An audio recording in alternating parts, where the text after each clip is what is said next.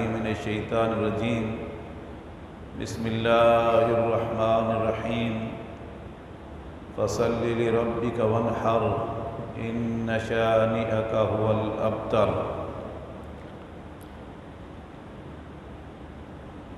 گزشتہ خطبہ جمعہ میں قربانی کے چند احکام بیان ہوئے تھے۔ آج بھی انشاءاللہ قربانی کے متعلق جو باتیں انتہائی ضروری ہیں عرض کروں گا۔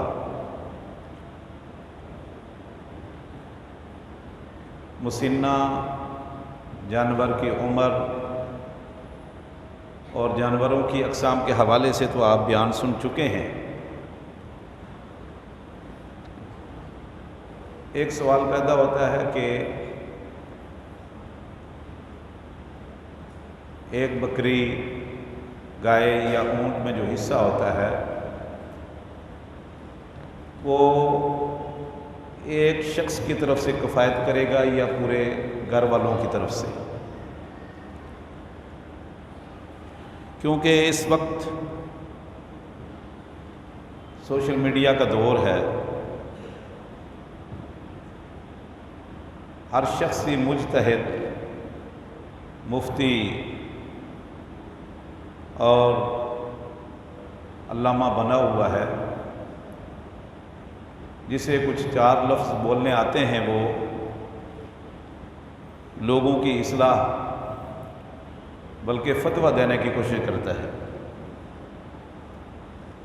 اس میں یہ مختلف قسم کی آراء اور اقوال اس وقت گردش کر رہے ہیں۔ کچھ لوگوں کا یہ کہنا ہے کہ اگر ایک گھر میں کئی افراد ہیں، صاحب حیثیت ہیں، تو وہ سب قربانی کریں، حتیٰ کہ خواتین بھی قربانی کریں۔ کچھ لوگ قربانی کے وجوب کے لیے زکوٰۃ کا نصاب ہونا قرار دیتے ہیں کہ جس طرح اگر کسی شخص کے پاس اتنا مال ہو، ہاں وہ جانوروں کی شکل میں ہو، غلہ کی شکل میں ہو، سونا چاندی کی شکل میں ہو، تو اس پر سال گزر جائے تو زکوٰۃ فرض ہے۔ اسی طرح قربانی بھی فرض ہے۔ اس کی کوئی دلیل قرآن اور حدیث میں نہیں، قطعاً کوئی دلیل نہیں، بلکہ اس کے برعکس دوسرے موقف کی بڑی دلیلیں ہیں کہ قربانی کے لیے صاحب نصاب ہونا یا زکوٰۃ کا وجوب اس کے لیے ہونا شرط نہیں، اس لیے کہ اللہ کے نبی صلی اللہ علیہ وسلم کے متعلق انس بن مالک رضی اللہ تعالی عنہما فرماتے ہیں کہ آپ صلی اللہ علیہ وسلم مدینہ میں 10 سال رہے اور قربانی کرتے رہے۔ کتب احادیث میں موجود ہے کہ اللہ کے نبی صلی اللہ علیہ وسلم ایک مینڈا عید گاہ میں اپنے اور اپنے گھر والوں کی طرف سے ذبح کرتے تھے اور ایک اپنے اور اپنی امت کی طرف سے، جیسے روایت آگے آ رہی ہے انشاءاللہ۔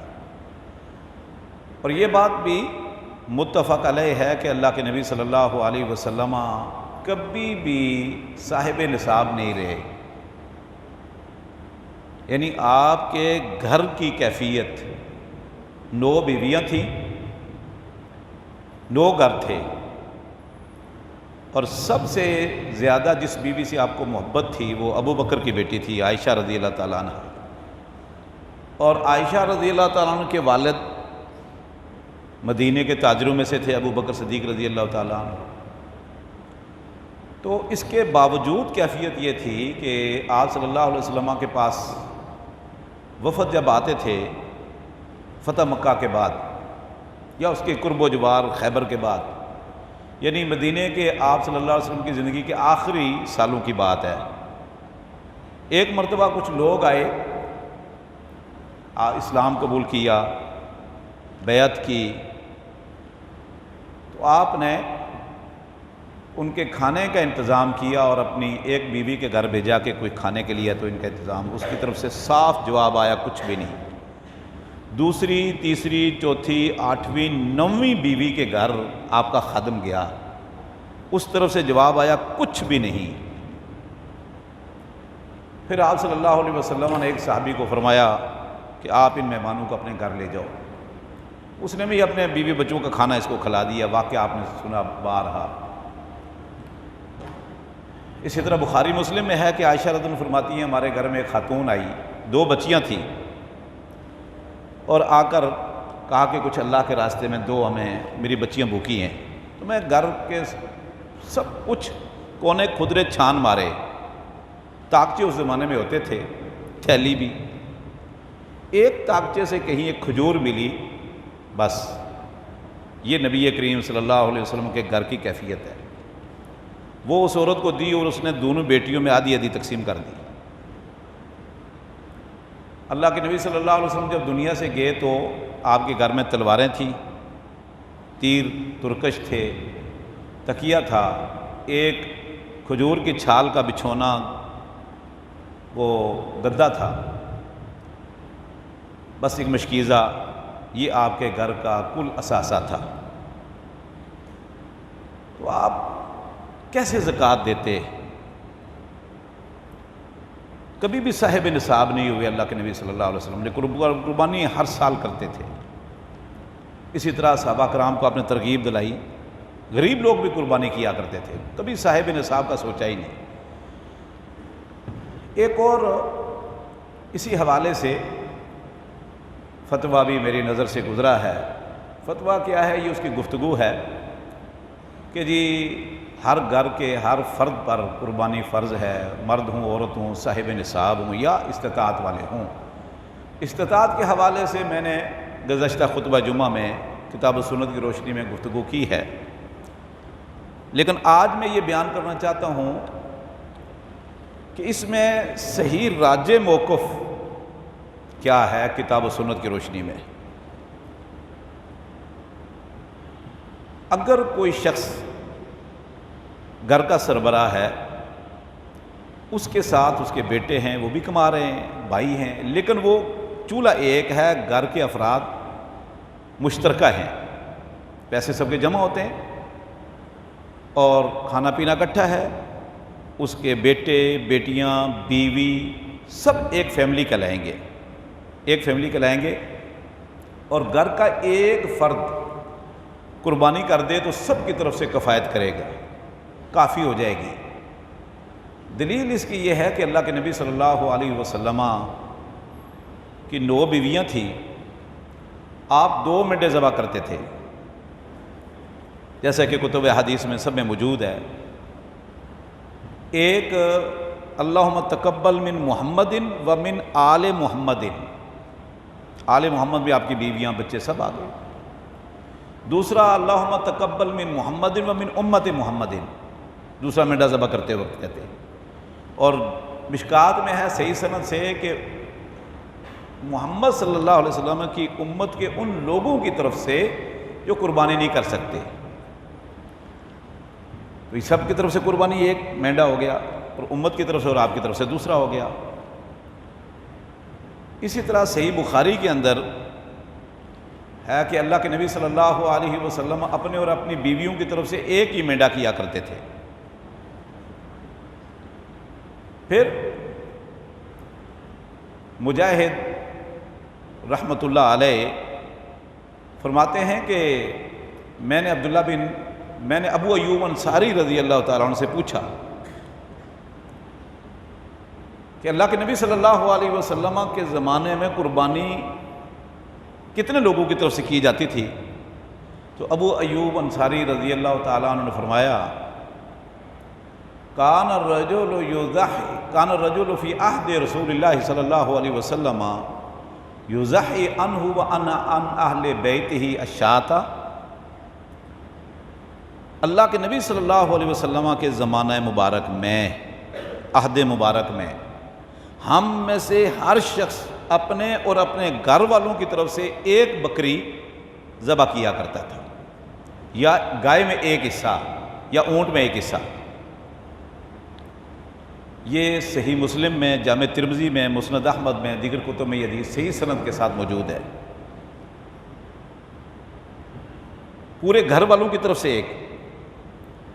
ہاں اگر گھر میں کئی افراد ہیں، سب کے چولہے الگ ہیں، سب کی فیملی الگ ہیں اور ذرائع آمدن بھی الگ ہیں تو ٹھیک ہے، الگ الگ کریں۔ اگر استطاعت والے ہیں تو اگر ان کا کھانا پینا اکٹھا ہے تو کفایت کی میں بات کرتا ہوں۔ ایک ہے کہ زیادہ زیادہ کریں۔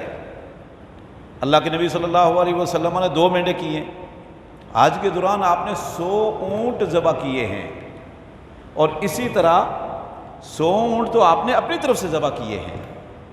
اور صحیح بخاری میں ہے، عائشہ رضی اللہ تعالیٰ فرماتی ہیں کہ مینا میں ہمارے خیمے میں گوشت لایا گیا تو میں نے پوچھا کہ یہ گوشت کس چیز کا ہے، تو اس آدمی نے بتایا کہ یہ اللہ کے نبی صلی اللہ علیہ وسلم نے اپنی بیویوں کی طرف سے گائے ذبح کی ہے۔ تو یہ ایک بندہ کئی قربانیاں کر سکتا ہے، میں کفایت کی کرتا ہوں لازم، ٹھیک ہے، تو کفایت ایک کر جائے گی الحمدللہ۔ اگر کسی کے پاس ایک سے زیادہ کی استطاعت نہیں تو ایک پورے گھر والوں کی طرف سے کفایت کر جائے گی۔ اسی طرح آپ جامع ترمذی کی شرح عبد الرحمن مبارک پوری، شمس الحق عظیم آبادی، دیگر محدثین، امام نووی اور اسی طرح ابو داؤد کی شرح، دیگر شارحین اور علماء کے اقوال پڑھیں تو اسی بات کی تائید میں ہے کہ ایک بکری یا بکرا یا دمبا یا چھترا یا بھیڑ وہ ایک آدمی اور اس کی پوری فیملی کی طرف سے کفایت کرے گا۔ اسی طرح گائے میں ایک حصہ پوری فیملی کی طرف سے ہے، اونٹ میں ایک حصہ پوری فیملی کی طرف سے ہے۔ اب اگلی بات کہ گائے میں اور اونٹ میں کتنے حصے ہیں، تو بکری میں تو ایک حصہ ہے وہ آدمی اور اس کی فیملی کی طرف سے، اور گائے میں بھی 7 حصے ہیں زیادہ سے زیادہ۔ ایک بات یہاں یاد رکھیں، یہ جو گائے میں ہے کہ 7 حصے ہیں یہ میکسیمم ہے، یعنی زیادہ سے زیادہ، منیمم کی کوئی اس کی قدر نہیں۔ 2 ہو جائیں، 3 ہو جائیں، 5 ہو جائیں، 6 ہو جائیں، مل کر گائے کر لیں، اکیلا آدمی گائے کر لے، زیادہ سے زیادہ 7 حصے، یعنی 7 سے زیادہ نہیں ہو سکتے۔ اونٹ میں 10 ہیں، 10 سے زیادہ نہیں ہو سکتے، 6-7 مل کر اونٹ کو نہر کر لیں، 2 کر لیں، اکیلا کر لے، اس میں کوئی اختلاف نہیں۔ اور گائے کے 7 حصے میں تو الحمدللہ اختلاف بھی کوئی نہیں ہے۔ البتہ اونٹ کے متعلق جیسے کل بھی بہت سارے لوگوں نے مجھ سے سوال کیا، ایک قول یہ ہے کہ اونٹ میں 7 حصے ہیں، ایک قول یہ ہے کہ اونٹ میں 10 حصے ہیں، اور یہ دونوں باتیں درست ہیں، تضاد کوئی نہیں، کیونکہ 7 10 کے اندر شامل ہے، زیادہ سے زیادہ 10 ہیں، 10 سے زیادہ نہیں، 6 بھی ہو سکتے ہیں، 7 بھی ہو سکتے ہیں، 8 بھی ہو سکتے ہیں، 9 بھی ہو سکتے ہیں۔ دلیل اس کی یہ ہے کہ صحیح مسلم میں موجود عبداللہ بن عباس رضی اللہ عنہ کی روایت موجود ہے، فرماتے ہیں کہ نبی کریم صلی اللہ علیہ وسلم کے ساتھ ہم سفر میں تھے، کننا فی سفر مع النبی صلی اللہ علیہ وسلم فحضر الاضحیٰ، ہم اللہ کے نبی صلی اللہ علیہ وسلم کے ساتھ سفر میں تھے کہ دوران سفر ہی عید الاضحیٰ آ گئی، فاشترکنا فی البقرۃ سبعا وفی البعیر عشرہ، ہم گائے میں 7 آدمی شریک ہوتے تھے اور اونٹ میں ہم 10 آدمی شریک ہوتے تھے۔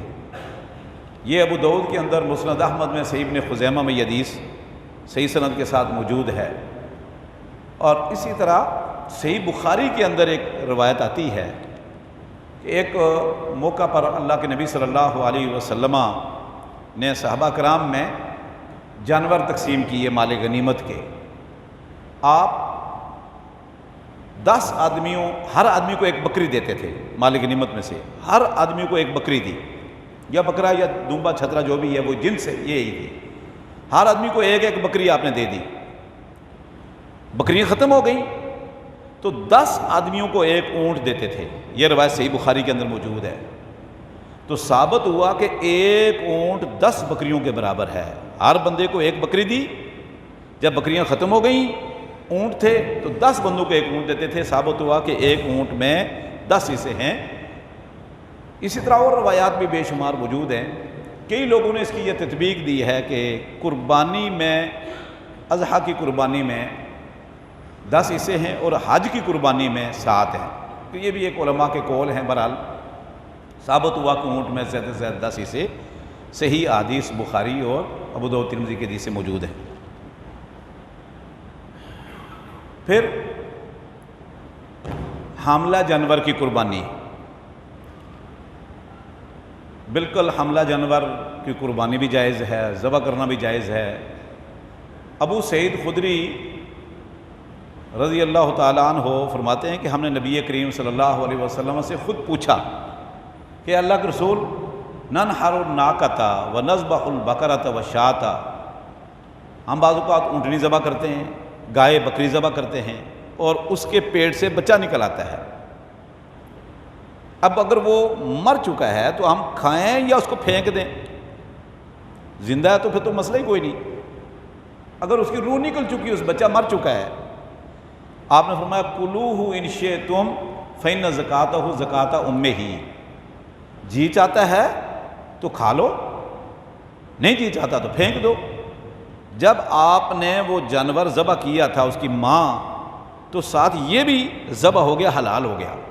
یعنی آپ نے اونٹنی پر، گائے پر، بکری پر جب بسم اللہ اللہ اکبر پڑھ کر چھری چلائی تو اس جانور کا ظاہری اور باطنی ہر عضو، ہر حصہ حلال ہو گیا، ذبح ہو گیا، اور وہ آپ کے لیے پاکیزہ ہے، حلال ہے، کھاؤ.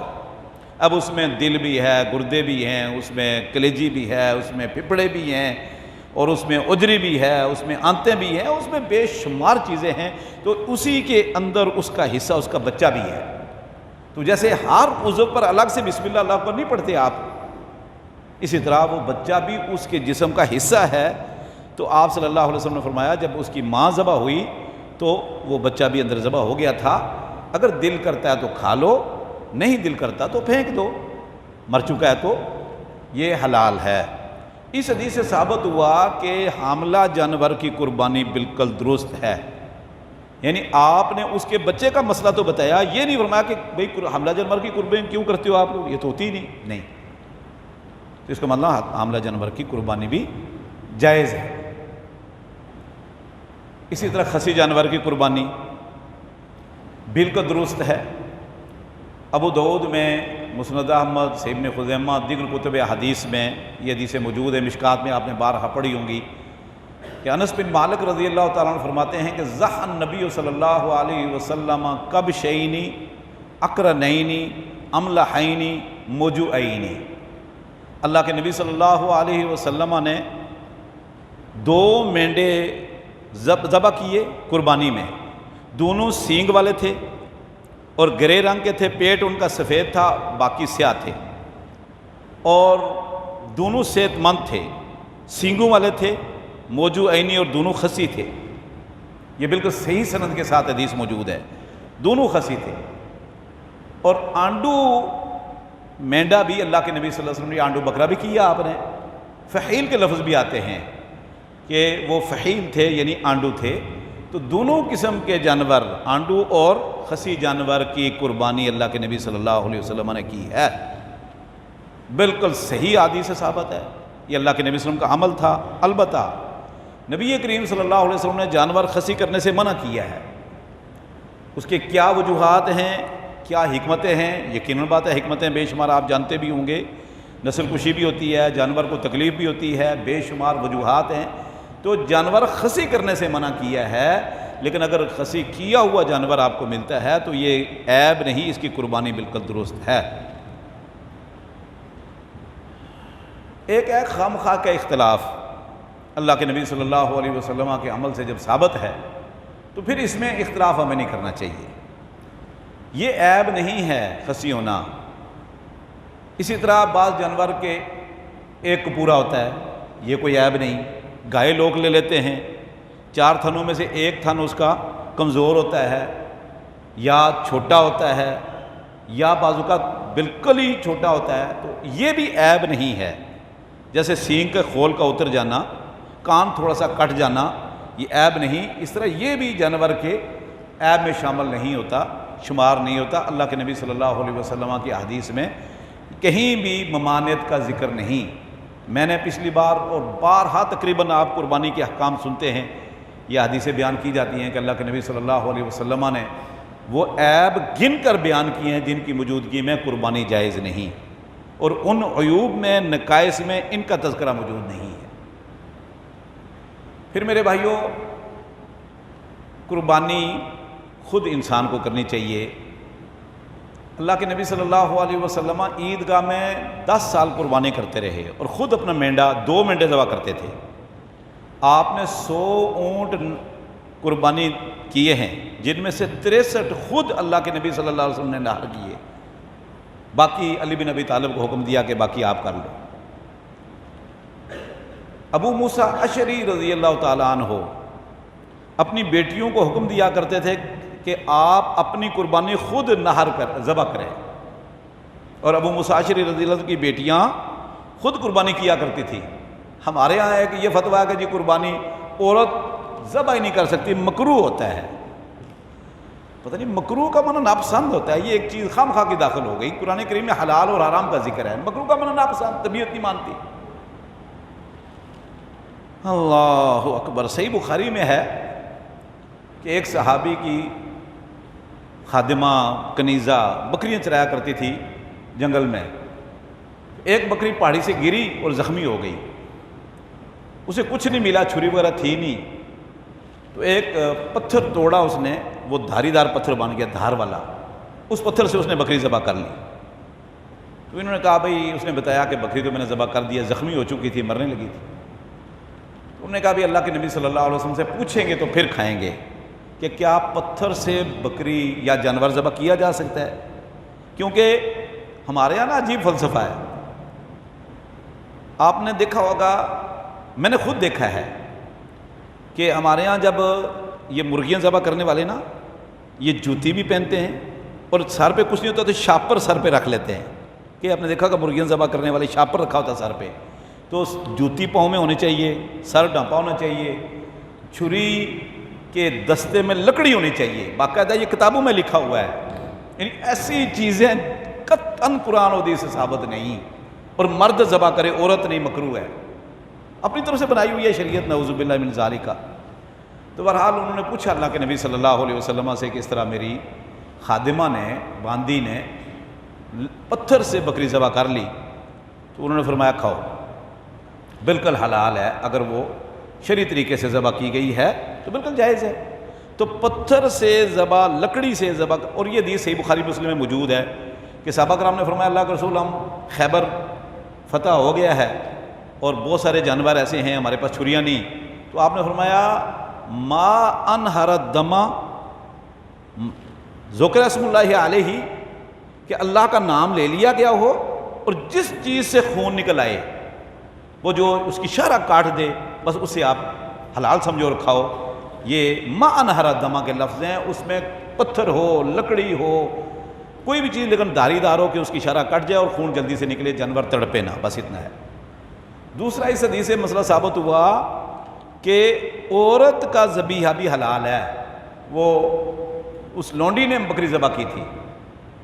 تو جب قرآن اور حدیث میں یہ سارے مسائل موجود ہیں تو ہمیں اب اس میں صریح نص اور صراحتاً سے کتاب و سنت میں تعلیم ہونے کے باوجود پھر اگرچہ مگرچہ کرنا، میں سمجھتا ہوں یہ بالکل مناسب نہیں ہے، یہ کسی مسلمان کو یہ زیب نہیں دیتا۔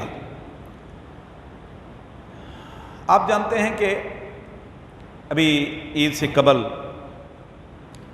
اگرچہ یہ پورے 10 دن 9 دن کے روزے اللہ کے نبی صلی اللہ علیہ وسلم نے ان کو فضیلت بیان کی ہے، یہ مستحب ہے، رکھے جا سکتے ہیں، لیکن اس میں یوم عرفہ کا روزہ، اس کی بڑی فضیلت آئی ہے۔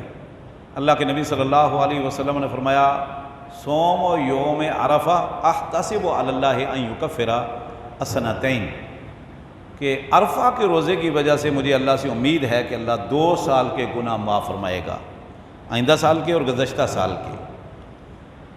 اب اس میں عرفہ کا روزہ کب رکھیں؟ یقیناً ہمارے اور سعودی عرب میں ایک دن کا آج اس سال فرق ہے ابھی اس مرتبہ۔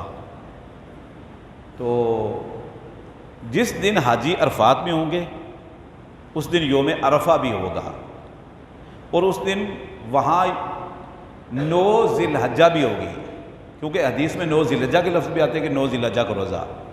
تو جس دن حاجی میدان عرفات میں ہوں گے اس دن یوم عرفہ بھی ہوگا اور 9 ذی الحجہ بھی ہوگی، لیکن جس دن ہمارے ہاں 9 ذی الحجہ ہوگی اس دن یوم عرفات نہیں ہے، یہ بات یقینی ہے۔ اس دن وہاں یوم نحر ہے، ہمارے ہاں تو عرفہ ہے ہی نہیں۔ جتنے بھی روزے اللہ کے نبی صلی اللہ علیہ وسلم نے بتلائے ہیں، رمضان ہے، ایام بیض ہے اور محرم کا روزہ ہے، اسی طرح دیگر روزے آپ صلی اللہ علیہ وسلم نے جو فضیلت بیان کی ہے وہ سب چاند کے حساب سے ہیں، باقاعدہ چاند کی تاریخوں کا ذکر ہے اس میں، لیکن ایک روزہ ایسا ہے جس کا جگہ کے ساتھ تعلق ہے، وہ ہے یوم عرفہ، صوم و یوم عرفہ۔ تو بہرحال میرا موقف یہ ہے کہ جس دن حاجی عرفات میں ہوں گے اس دن یوم عرفہ بھی ہے، اس دن 9 ذی الحجہ بھی ہے، آپ بھائی روزہ رکھیں، اور اگر کسی کا دل مطمئن نہیں ہوتا تو یوم عرفہ کو روزہ بھی رکھ لے، اور جس دن پاکستان 9 ذی الحجہ ہوگی اس دن بھی روزہ رکھ لے، کیونکہ اللہ کے نبی صلی اللہ علیہ وسلم نے تو 9 ذی الحجہ کے روزے رکھے ہیں، اور الحمدللہ ہمارے عام بے شمار ساتھی ہیں وہ یکم ذی الحجہ سے روزے رکھ رہے ہیں، ان کے لیے تو اختلاف کا کوئی پریشانی ہی نہیں ہے۔ پریشانی اس کے لیے جس نے ایک روزہ رکھنا ہے، تو وہ یوم عرفہ کا رکھے یا اگلے دن کا رکھے، تو بہرحال یوم عرفہ اس دن ہے اور وہ 2 روزے رکھ لیں، زیادہ ہی اجر ملے گا انشاءاللہ۔ تو اس میں اختلاف کرنے کی ضرورت نہیں ہے، جھگڑنے کی ضرورت نہیں، ہر مسئلے کا حل قرآن اور حدیث کی روشنی موجود ہے۔ تیسری جو اہم بات کہ آپ جانتے ہیں کہ اگلے جمعے سے پہلے نماز عید الاضحیٰ ادا کر دی جائے گی بدھ کے دن۔ پہلے ہم نے اعلان کیا تھا اور اشتہار میں اعلان آ چکا ہے کہ تقویٰ مسجد، یہ جو جس مسجد میں آپ اس وقت تشریف فرما ہیں، تقویٰ مسجد کے زیر اہتمام یعنی 6:30 بجے عید اضحیٰ ادا کی جائے گی، لیکن بہت سارے ہمارے بھائیوں نے یہ کہا کہ بھئی یہ زیادہ دیر ہو جاتی ہے، کچھ مسائل ہیں، تو 6:20 ہم نے ٹائم رکھا ہے، کیونکہ یقیناً بات ہے بعد میں جانور نہر کرنے ہیں، ذبح کرنے ہیں، گوشت بنانا ہے، بے شمار مسائل ہوتے ہیں، اور تقریباً 6 بجے اس وقت اشراق ہو رہی ہے، نماز اشراق کا وقت 6 بجے ہو رہا ہے، اور اللہ کے نبی صلی اللہ علیہ وسلم کا طریقہ بھی یہی تھا، آپ اشراق کی نماز کے وقت میں ہی عید الاضحیٰ پڑھاتے تھے، یعنی اگر اللہ کے نبی صلی اللہ علیہ وسلم کا وقت آج دیکھا جائے اس وقت اس موسم میں تو وہ 6:05 یا 6:07 بنتا تھا،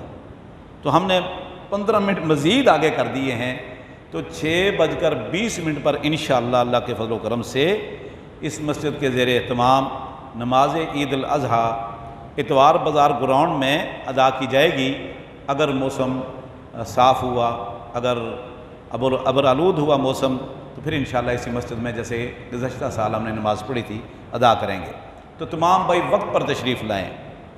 ہمیشہ کہا جاتا ہے جو لوگ مرد و خواتین فجر کی نماز باجماعت ادا کرتے ہیں نا، ان کے لیے وقت کا کوئی مسئلہ نہیں، ان کو اگر کہا جائے نا کہ 6 بجے ہوگی نماز عید الاضحیٰ تو وہ پہنچ جائیں گے، وہ پھر بھی پہنچ جائیں گے، کیونکہ نماز فجر جب وہ اس نے تیار ہو کر ادا کی ہے اس کے بعد بھی 1 گھنٹہ ہوتا ہے، تو اس لیے تمام بھائی بر وقت تشریف لائیں، خواتین بھی آئیں۔